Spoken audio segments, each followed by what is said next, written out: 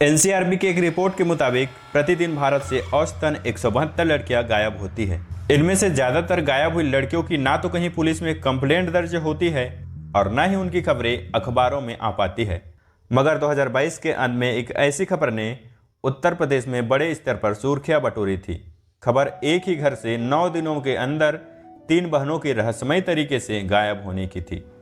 शुरू में तो पुलिस वाले लड़कियों के गायब होने की खबर को सीरियसली नहीं लेते हैं, मगर जब बात बड़े अधिकारी तक पहुंचती है तो पुलिस वाले मामले की छानबीन शुरू करते हैं। छानबीन के दौरान गायब हुई लड़कियों से जुड़ी कई हैरान कर देने वाली जानकारी सामने आती है।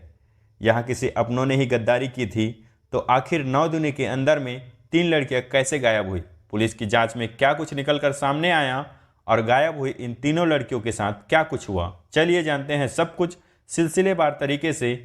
मगर वीडियो में आगे बढ़ने से पहले चैनल को सब्सक्राइब जरूर कर लेना। यह घटना 21 दिसंबर 2022 की है। सुबह के लगभग 7 बजे शमशाद अली अपने घर के बाहर से अपनी 14 वर्षीय बेटी को किसी काम से आवाज़ लगाते हैं। कई बार आवाज़ देने के बावजूद जब बेटी घर से निकलकर बाहर नहीं आती और ना ही कोई जवाब देती है तो शमशाद खुद ही उठकर घर के अंदर जाते हैं और बेटी को इधर उधर तलाशते हैं, मगर घर के अंदर कहीं भी दिखाई नहीं देती। परिवार के दूसरे सदस्यों से शमशाद अपनी बेटी के बारे में पूछते हैं, मगर कोई भी कुछ नहीं बता पाता। अब शमशाद थोड़ी देर इंतजार करने का फैसला करते हैं कि शायद बेटी कहीं बाहर गई होगी और थोड़ी देर में आ जाएगी, मगर काफ़ी देर बीतने के बाद भी वह वापस नहीं आती है। अब मोहल्ले में लड़की की तलाश शुरू हो जाती है, मगर कहीं भी लड़की का पता नहीं चलता है। यहाँ तक कि शाम हो जाती है मगर वह लड़की लौटकर नहीं आती है। थक हार कर शमशाद अली अगले दिन पास के ही कुर्रा पुलिस स्टेशन में जाकर अपनी बेटी की गुमशुदगी का मामला दर्ज करवाते हैं।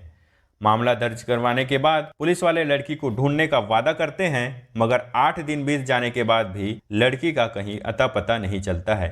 इधर शमशाद खुद ही अपने स्तर से बेटी की तलाश में लगे रहते हैं। इसी तलाश के दौरान गांव के कुछ लोगों से शमशाद को पता चलता है कि पिछले दिनों गांव में एक शादी थी। इस शादी में पंजाब के मुक्तसर से कुछ लड़के आए थे। गांव के लड़कों ने उनमें से एक लड़के को शमशाद की बेटी का पीछा करते हुए देखा था। इसी जानकारी के आधार पर अब शमशाद पंजाब से शादी में आए लड़कों की डिटेल्स परिवार से लेते हैं और फिर फोन के जरिए उस लड़के से कांटेक्ट करने की कोशिश करते हैं, मगर शुरू में कामयाबी नहीं मिल पाती। इसके बावजूद वह लगातार प्रयास करना जारी रखते हैं और फाइनली उस नंबर पर बात हो जाती है। फोन पर बेटी की आवाज़ भी पीछे से सुनाई देती है। शमशाद की यह बातचीत 30 दिसंबर 2022 की हुई थी, यानी बेटी के गायब होने के 8 दिनों के बाद। शमशाद उस नंबर पर बहुत देर तक बात नहीं कर पाते हैं और फ़ोन उधर से काट दिया जाता है। जल्द ही शमशाद इस बात की जानकारी पुलिस वाले को देते हैं। फिर पुलिस वाले उसे पंजाब के मुक्तसर जाने को कहते हैं। जैसे ही पुलिस वालों से शमशाद की लोकेशन की जानकारी मिलती है, वह उसी दिन अपने 3 करीबी रिश्तेदार के साथ किराए की गाड़ी से पंजाब के मुक्तसर के लिए निकल जाते हैं। उधर शमशाद पंजाब के लिए निकलते हैं। इधर उनके परिवार में कुछ ऐसा होता है जिसकी कल्पना इन्होंने कभी नहीं की थी। अभी शमशाद घर से निकलकर अलीगढ़ तक ही पहुंचे थे कि उनके बेटे सलमान का फ़ोन आता है कि घर में जो बाकी बची 2 बहनें थी वह भी लापता हो गई है। इस बार गायब हुई बेटियों में 22 साल की निशा और 16 साल की मुस्कान थी। अब यहाँ शमशाद के सामने दोहरी दुविधा आ जाती है कि वह 8 दिन पहले गायब हुई बेटी को ढूंढने पंजाब जाए या फिर घर जाकर अभी गायब हुई 2 बेटियों की तलाश करे। शमशाद पंजाब जाने का फैसला करते हैं और वह लंबा सफर तय करके फाइनली पंजाब के मुक्तसर पहुंच जाते हैं।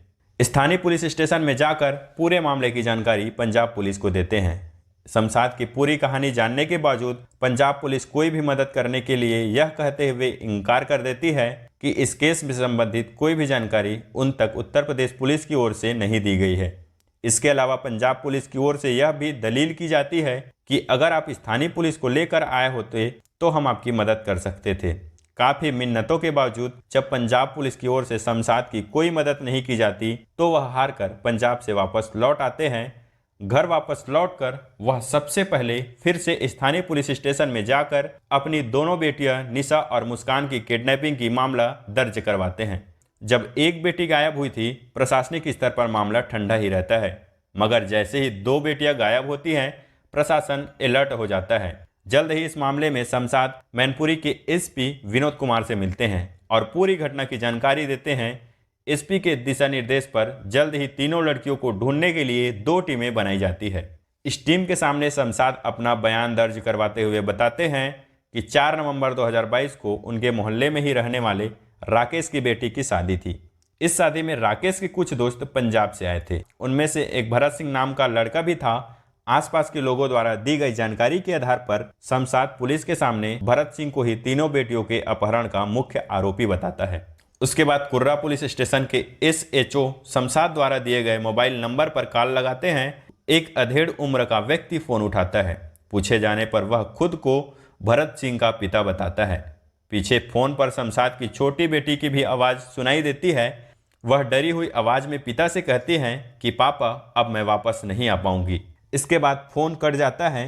फ़ोन भले ही कट गया था मगर अब पुलिस वाले इस मोबाइल नंबर को ट्रेस करते हुए लोकेशन का पता लगा लेते हैं और फिर 10 जनवरी 2023 को शमशाद को अपने साथ लेकर इस लोकेशन के लिए निकल जाते हैं। जब पुलिस वाले पंजाब के मुक्तसर पहुंचते हैं तो उन्हें निराशा ही हाथ लगती है, क्योंकि जो लोकेशन पुलिस ने ट्रेस की थी वहां कोई भी नहीं था और उस घर पर भी ताला लटका हुआ था।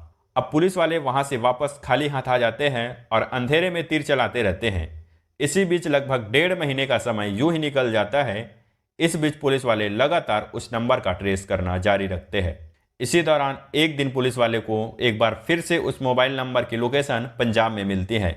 इस बार पुलिस वाले बिना देर किए तत्काल ही पंजाब के लिए रवाना हो जाते हैं और ट्रेस की गई लोकेशन पर रेड मारते हैं। 4 फरवरी 2023 को इस बार पुलिस को यहां भरत सिंह मिल जाता है।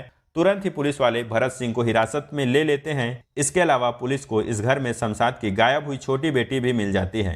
पुलिस लड़की को अपने साथ लेकर उत्तर प्रदेश आ जाती है और स्थानीय अस्पताल में जांच के लिए लड़की को भेजा जाता है। जांच में पता चलता है कि नाबालिग लड़की गर्भवती है। लड़की के गर्भवती होने की बात सामने आने के बाद परिवार वालों की ओर से लड़की के आवासन की मांग की जाने लगती है। इस पर फैसला लेने के लिए एक कमेटी का भी गठन कर दिया जाता है। अब एक लड़की पुलिस को तो मिल गई थी मगर 2 बहनें अब भी गायब थी। उन दोनों बहनों की तलाश में अब यह बरामद की गई लड़की ही सबसे महत्वपूर्ण भूमिका निभा सकती थी। इसलिए पुलिस वाले उसे पूछताछ का सिलसिला शुरू करते हुए पूरी कहानी समझने की कोशिश करते हैं कि वह गायब कैसे हुई और पंजाब तक कैसे पहुंच गई। अब पुलिस वाले की पूछताछ में लड़की जो खुलासा करती है उसे जानकर हर कोई शॉक्ड रह जाता है। पुलिस पूछताछ के दौरान लड़की बताती है कि गायब होने से 3 दिन पहले यानी 18 दिसंबर 2022 को वह अपनी बड़ी बहन निशा के साथ घर के बाहर गई हुई थी। पास के ही बाजार में निशा अपनी छोटी बहन की मुलाकात राहुल नाम के लड़के से करवाती है। निशा अपनी छोटी बहन को राहुल के बारे में बताती है कि यह उसका दोस्त है और वह बहुत अच्छा लड़का है। इस मुलाकात के दौरान ही राहुल निशा की छोटी बहन को अपना महंगा मोबाइल, कपड़ा और दूसरी चीजें दिखाता है। उसे इम्प्रेस करने की कोशिश करता है। साथ ही उसे कहता है कि अगर तुम्हें भी यह सब कुछ चाहिए तो मैं तुम्हारी मदद कर सकता हूँ। फिर निशा अपनी बहन को समझाती है कि राहुल की जान पहचान कई बड़े लोगों से है और वह दिल्ली में एक बड़ी कंपनी में भी काम करता है। मैंने इससे अपने और तुम्हारे बारे में बात कर ली है और यह हम दोनों को दिल्ली ले जाकर एक अच्छी कंपनी में नौकरी दिलवा देगा। इसके बदले में हमें काफ़ी पैसे मिलेंगे। इन पैसों से हम अपने परिवार की गरीबी दूर कर पाएंगे। इसके साथ ही निशा अपनी छोटी बहन को कहती है कि इस बारे में घर में किसी को ना बताएं। वह कहती है कि जब हमें अच्छी नौकरी मिल जाएगी तब इस बारे में अपने माता पिता को बताएंगे और उन्हें भी अपने साथ दिल्ली में रहने के लिए बुला लेंगे। इसी के बाद प्लान के मुताबिक ही जब हर कोई सो जाता है तो 21 दिसंबर 2022 को आधी रात को निशा अपनी बहन के साथ से घर से निकल जाती है। रास्ते में ही राहुल और निशा उसकी छोटी बहन का इंतजार कर रहा था। जैसे ही दोनों राहुल से मिलते हैं, राहुल दोनों बहनों को अपने साथ बाइक से लेकर निकल जाता है। राहुल दोनों को लेकर रेलवे स्टेशन जाता है। वहां पर एक भरत सिंह नाम का लड़का इन दोनों का इंतजार कर रहा था। यहाँ पर भरत और राहुल में कुछ बातचीत होती है। फिर राहुल छोटी लड़की से कहता है कि यह तुम्हें दिल्ली ले जाएगा और यही तुम्हारी नौकरी लगवाएगा।